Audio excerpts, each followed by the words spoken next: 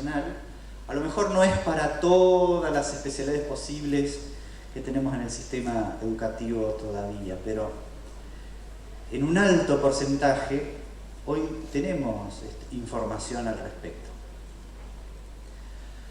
El otro tema que es importante, porque está en la base de las actividades que están en el perfil, son las capacidades que podemos desarrollar en el aula, en la escuela. Capacidades básicas, capacidades profesionales, capacidades específicas, que son justamente las que podemos tomar como objetivos de formación. Son las que le van a permitir al egresado desempeñar las actividades, desempeñar los distintos roles y funciones del técnico o de aquel que aborde la FP. Otro componente importante, las actividades formativas. Algunas capacidades se desarrollan mejor con determinadas actividades, otras capacidades con otras actividades. Es decir, que ahí tenemos un punto clave a desarrollar. Los contenidos, clásico, los criterios de evaluación.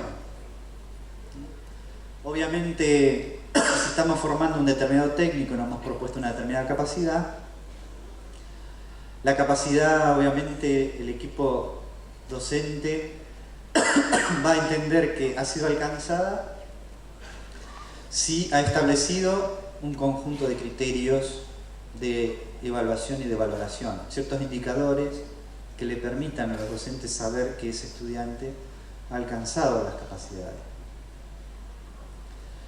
El entorno formativo, bueno, esto hablamos, hay distintos tipos de recursos logísticos también, ¿no? Que tienen que ver con esta dimensión del tiempo que les decía, recursos financieros. Si yo tengo que hacer un viaje de estudio,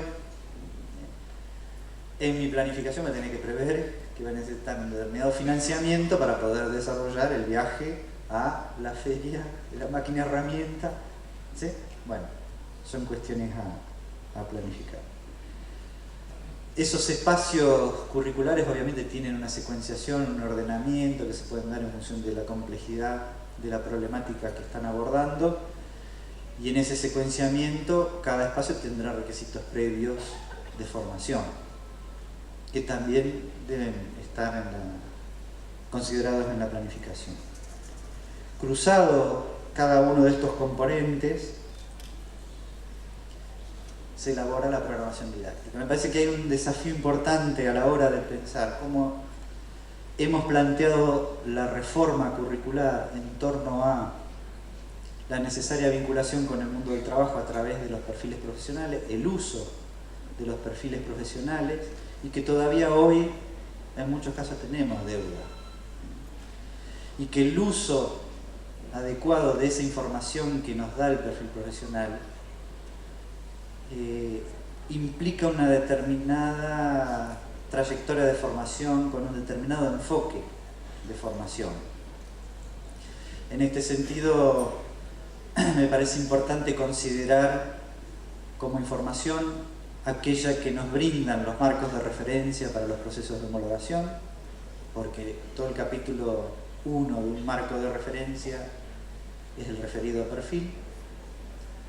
Todo lo que tiene que ver con estos componentes que están ahí de la planificación es el capítulo 2 de un marco de referencia, porque ahí van a encontrar las capacidades, van a encontrar contenidos, no actividades formativas, porque eso es un nivel de concreción curricular que hoy es autonomía de las jurisdicciones, pero sí quería remarcar esta necesidad, ¿no? Es decir, a la hora de plantearnos una determinada capacidad como objetivo de formación de un estudiante, vamos a tener que pensar actividades de formación adecuadas en entornos adecuados. Hay una demanda desde los sectores productivos, es obvia. Muchas veces se demanda a las instituciones justamente contar con un entorno formativo que esté próximo, ¿no?, a lo que es un entorno productivo. Esa posibilidad la tenemos, y ahí si bien para algunos casos tenemos desarrollado, no lo tenemos para todos y estamos en proceso. Vamos a hacer un trabajo de desarrollo de estos entornos formativos, por lo menos pisos mínimos que nos permitan, ¿sí?, a las jurisdicciones y a las instituciones tener una referencia de cuál es el entorno mínimo de formación, qué equipamiento mínimo significativo para una determinada especialidad sería necesario tener en una institución educativa. Bueno, más o menos esto es lo que quería mostrarles. Ahí terminamos. Obviamente, Buda, Gilda, estamos siempre a disposición de los colegas en el INED para las consultas que quieran hacer. Si tienen alguna consulta porque están haciendo un plan de estudio nuevo, un desarrollo curricular nuevo, quieren ver enfoques de formación posibles. Bueno, sabemos que muchas veces cumplir estos procesos implica una determinada carga horaria que yo en mi jurisdicción no tengo disponible. ¿Sí?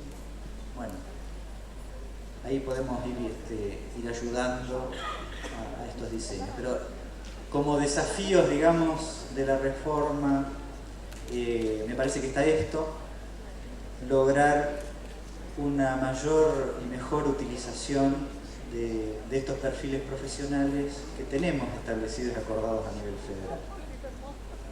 Muchas gracias a todos por haber escuchado.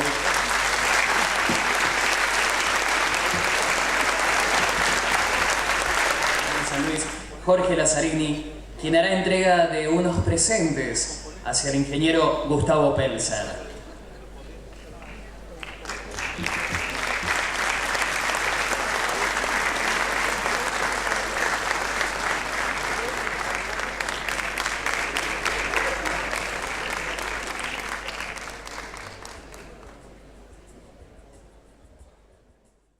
Pablo Narvaja.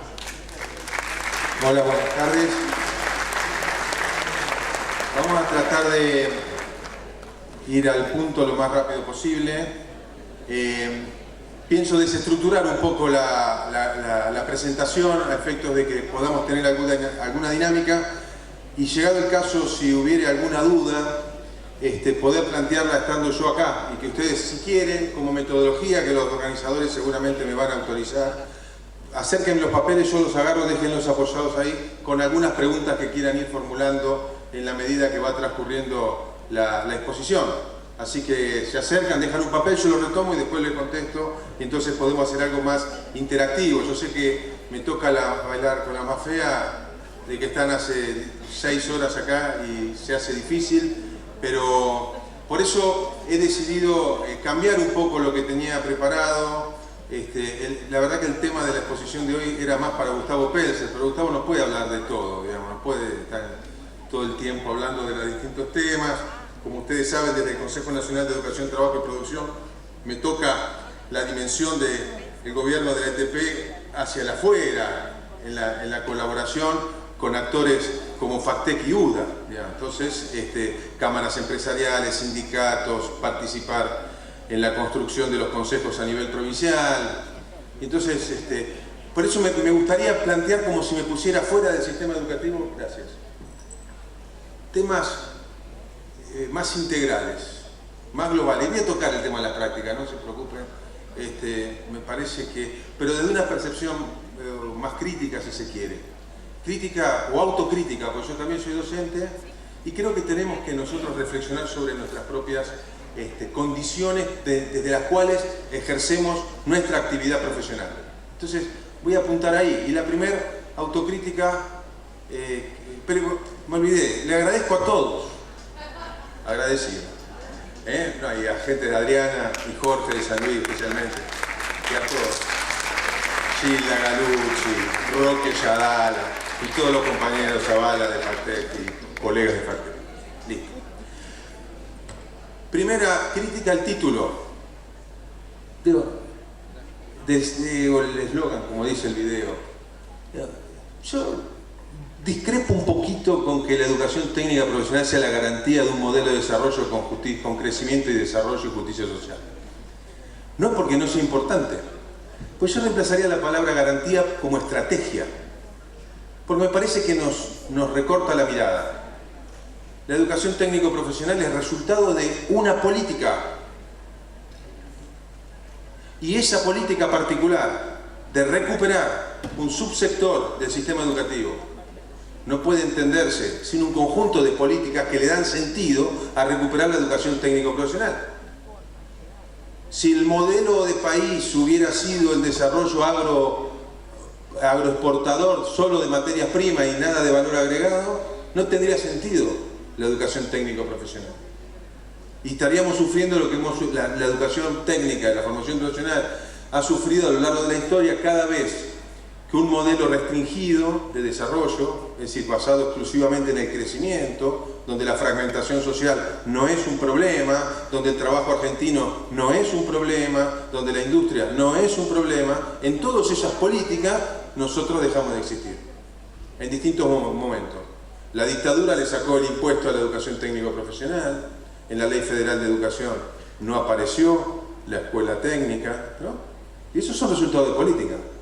Es decir, quiero decir, la educación técnico-profesional está en el marco de un conjunto de políticas que garantizan, sí, el desarrollo con justicia social. Y dentro de ese conjunto de políticas, sin las cuales nuestro sector no tendría sentido, es la que le da sentido a la educación técnico-profesional. Entonces, tiene sentido la educación técnico-profesional, ¿por qué? Porque tenemos un modelo de país industrial y de una industria diversificada, de matriz diversificada. Entonces tenemos sentido, ¿no? Es sentido nuestra modalidad porque tenemos un modelo de país que rescata, valora y protege el trabajo argentino. Tiene sentido nuestra modalidad, ¿por qué? Porque intentamos agregar valor y en el proceso de industrialización sustituir cosas que antes comprábamos afuera. Y esto es una pregunta o una cuestión que afecta al país como un conjunto, pero también a cada región, porque cada región puede estar comprando cosas afuera. Y este es el impacto que puede tener esta política en el desarrollo territorial local. Salvedad. Estrategia para un país desarrollado con justicia social, me gusta más que garantía, pero entendemos lo que estamos diciendo, estoy de acuerdo, fantástico y felicito esta iniciativa desde noviembre del año pasado. Entonces, a mí me parece que estas políticas que tienen impacto en nuestra modalidad se enfrentan o generan cierta fricción. Digo fricción porque los profesores de física nos pueden ayudar. Ciertas rupturas, ciertos quiebres con tradiciones instituidas en nuestras escuelas, en nuestras instituciones, técnicas medias, industriales, agropecuarias, técnicas superiores y formación profesional. O sea, tradiciones que las llevamos nosotros en nuestro cuerpo. No es que hablamos de la tradición como hablamos de la baguala, que es algo lejano, Jujuy, salvo los compañeros de Jujuy que puedan estar acá hoy. Las tradiciones que se viven en la escuela las llevamos nosotros en nuestro ADN profesional, porque lo constituimos en interacción, viviendo en las escuelas desde que éramos chicos. Y entonces se nos hace carne y nos cuesta poner como objeto de la reflexión esas tradiciones que hoy, sin quererlo, inconscientemente, enfrentan, resisten las iniciativas de cambio que en distintos niveles se plantean para tener una educación técnico-profesional inclusiva y de calidad. Habría que buscar una palabra que sintetice ambos, porque como bien dijeron a la mañana el ministro de Educación de la Nación, el director ejecutivo del INET, Eduardo Aragundi, no hay inclusión sin calidad y no hay calidad sin inclusión. O sea, la tachamos, como decía el ministro, tachamos. Entonces, bueno, ¿cómo hacemos? Entonces, me parece que me da la sensación que aparecen ciertas antinomias, digámoslo así. Una, que están en nuestros cuerpos, en nuestras instituciones, en nuestros bancos, en nuestras arquitecturas escolares, ¿no? Voy a dar un ejemplo. tenemos un taller y tenemos un aula. ¿Cuánto significado que hay en esa diferencia de espacio físico en las escuelas? ¿No? Me voy a referir un poquito más adelante. Pero ahí tenemos un obstáculo, una concepción de educación técnica, una concepción de alumno. Entonces tenemos que tomar un poquito de distancia y ver, porque ¿contra qué está chocando? Choca contra todo. La arquitectura, el mobiliario, los tiempos. Mañana vamos a abordar el problema del tiempo con nocturnidad, o la reflexión de los tiempos en el diseño curricular, como excelentemente hoy planteaba Gustavo, ¿no? Todo eso choca. Entonces es como que queremos hacer una guadaña de una masa, de un martillo, ¿no? Guadaña, martillo. Y con el martillo podremos cortar el pasto. Nos va a costar mucho más que con la guadaña, nos vamos a cansar de cortar el pasto con el martillo y vamos a dejar de cortar el pasto a la larga. Porque las herramientas de un modelo de organización institucional de la ETP, construido en un contexto histórico particular, no son las mismas porque el mundo ha cambiado, como nos dimos cuenta desde el video institucional que nos presentó San Luis. El mundo ha cambiado. Y tenemos que adecuar nuestras herramientas, dentro de las cuales tenemos que adecuar muchas de nuestras disposiciones para actuar de determinada manera, que también pueden ser un obstáculo. Y no lo digo porque tenemos que tener culpa, lo digo porque es así, digamos, es una realidad, nos pasa a todos, ¿no? Es como que al arquero de un equipo de fútbol de un día a la mañana le digan anda a jugar de 9, y le va a costar, va a tener que ir contra él mismo al principio, porque él está acostumbrado a estar abajo de los 3 palos, y va a tener que asumir un nuevo rol, y lo va a hacer, o con menos, digamos, antinómicamente, pero es como cuando un marcador central lo mandan de 6, cuando un mediocampista lo mandan a marcar la punta, lo mandan de 4, o al mediocampista lo mandan de marcador izquierdo. Un cambio siempre nos exige un esfuerzo, pero también siempre nos exige fricciones en nuestra propia conciencia de la identidad, de nuestra identidad profesional. Entonces estas antinomias me parece que requieren ser explicitadas. Después hagamos lo que queramos con esto, pero por lo menos alguien alguna vez lo dijo. Una primera antinomia que es muy general y se tocó en algún punto es la secundaria para pocos y la secundaria para todos. Ahí hay una antinomia. La tradición es que la secundaria sea para pocos. No voy a andar en este punto porque se habló mucho y no me aburre, ¿no? Pero en el fondo encierra otra antinomia que está por debajo de esa y que se juega, y les juro que, bueno, voy a decir, en Madagascar sucede, no sé si en Argentina, no quiero herir a nadie, pero esto en Madagascar pasa, que es la antinomia del alumno dotado y el no dotado.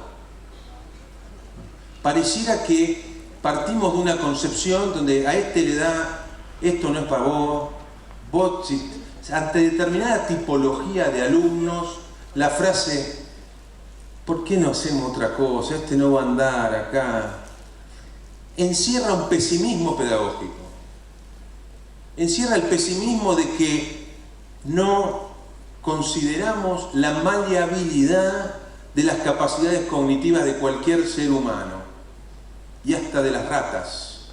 Investigaciones del MIT, que no tiene el caso acá mencionar, muestran el impacto del medio ambiente en la estructuración y la conformación de redes neuronales, que son muy flexibles por definición. Imagínense, ¿qué poder puede tener la escuela para, sí, compensar deficiencias de orígenes, pero que son deficiencias, no son destinos infranqueables, inmodificables? Las estructuras cognitivas humanas son resultado del medio ambiente, de la relación de las personas con el medio ambiente. Y si la escuela rechaza en este pesimismo pedagógico que en algunos docentes, no en todo, aparece, pues no podemos hacer nada. O un docente que dijo una vez, luchamos contra la biología, ¿no? Una cosa durísima. Es decir, esta ignorancia que da por entendido que la capacidad se tiene o no, y no que se desarrolla. Y podemos dar el debate, no es el lugar hoy porque tengo que hablar de prácticas profesionalizantes, lamentablemente. Podemos debatir esto acerca de todo el soporte conceptual que tenemos para entender cómo se conforma y cuál es el espacio de incidencia, que es muy grande, de los entornos sociales en el desarrollo cognitivo. Y la escuela es un entorno social. Y la escuela puede modificar deficiencias, tanto como un médico modifica falencias de alimentación con tratamiento, con intervenciones de distinto tipo, con prevención y con trabajo. Considerar que la capacidad se tiene o no se tiene como un don inmodificable sería como un médico que dice: tu vida ha sido un desastre, yo no te puedo curar y te dejo con la enfermedad. Tenemos capacidad de intervención. No es un optimismo pedagógico ingenuo, simplemente rescata un ámbito de intervención donde la escuela puede tirar para arriba el desarrollo cognitivo de nuestros estudiantes. Y eso es construcción de todos. Y ahí hay un espacio en donde podemos intervenir. No voy a dar el debate, pero quiero cerrar esta antinomia con el alumno dotado o el alumno para construir. En la escuela técnica tenía mucho, no, la técnica no es para todo, la técnica no es para todo. ¿Sí? Una falencia basada en otro concepto de derecho que se acababa en la primaria, de inserción social, de cohesión social. Hoy no hay posibilidad de que tengamos una sociedad cohesionada si no hay equidad en el acceso al mundo del trabajo. Y ya sabemos muy bien que en el acceso al mundo del trabajo, si uno no tiene la escuela secundaria, le va a costar muchísimo, va a tener mucho más tiempo de desempleo, le va a costar mucho cambiar de trabajo cuando se quede de trabajo, el tiempo de cambio, tiene un nombre. El tiempo de transición entre un trabajo y otro se alarga, el acceso a bienes materiales también, el acceso a una jerarquización profesional también. Basta agarrar las estadísticas de ayuda social que da el Estado para contemplar que más del 90% no tiene, que recibe la ayuda, tiene mínimos niveles escolares. Quiere decir que a mayor escolaridad, mayor capacidad de poder ganarse la vida y tener un proyecto personal en un trabajo digno, regular y decente. Y eso construye las protecciones que el Estado tiene que garantizar a todos. Por eso es un derecho. No es broma cuando de un modo irreflexionado decimos la escuela técnica no es para todo. Estamos mandando a alguien a una fragilidad social sobre prejuicios de que él no puede aprender. Entonces, me parece que este es un debate que está haciendo frente a nuevas estrategias de política en función de algo que, si no se da, aparece cuestionando al propio Estado, que es esta cohesión social, que podemos decir el piso de equidad y de justicia que vale para todos. Para todos. Bien. Y también, en esta última, para terminar esta alternativa, considerar el concepto de educación común, ¿no? En la generación del 80 la educación común era la educación solo primaria, ¿sí? Que era la educación democrática, la escuela. Tenemos que hacernos carne que la importancia social, y aparte de todas las argumentaciones que se dieron antes, de la educación secundaria, hoy la constituyen parte de la educación común. Y es parte de la educación común por ley. Y es un derecho establecido, una conquista, podríamos decir. Parece que hoy no valoráramos tanto las conquistas de derecho como antes. Y es un derecho, y ejemplos muy emocionantes que se han dado, que no vale la pena repetir, nos permiten valorar la adquisición de este derecho, sobre todo para sectores tradicionalmente marginados porque no era para ellos. Cierro con esto, perdón. Tampoco la escuela secundaria que hoy tenemos es la escuela de Sarmiento, no nos engañemos. Lean la educación común, escrito en 1833, cuando Sarmiento planteaba una educación secundaria basado en lo que podría ser hoy formación profesional y educación técnica. No era la escuela enciclopédica, verbalista, bancaria, descontextualizada y colonizadora, cabecera de playa de intereses de otras latitudes, la que pregonaba Sarmiento.